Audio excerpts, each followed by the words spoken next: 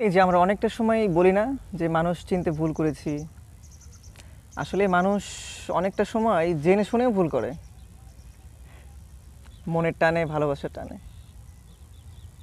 যেমন ধরেন একটা ছেলে একটা মেয়েকে পছন্দ করে, মেয়েটা তাকে পছন্দ করে না, কিন্তু তারপরেও তার স্কুল টাইম, কোচিং টাইম, খেলার টাইম দেখবেন যে ঠিকই পিছু পিছু থাকে দেখার জন্য এক পলক।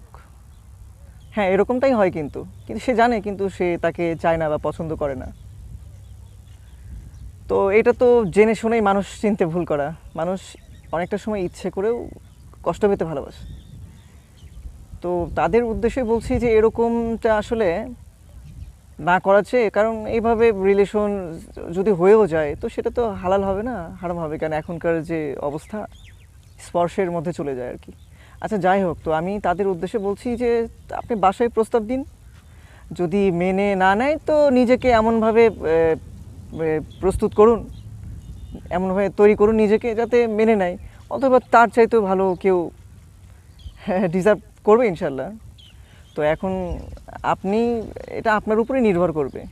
তো আমার এটা আপনাদের উদ্দেশ্যে বলা উচিত যে আপনারা হালালের মধ্যে থাকেন, যেটাতে আল্লাহ খুশি হবে, যেটাতে আল্লাহ নারাজ হবে না, সেরকম সম্পর্কটাই করার চেষ্টা করুন।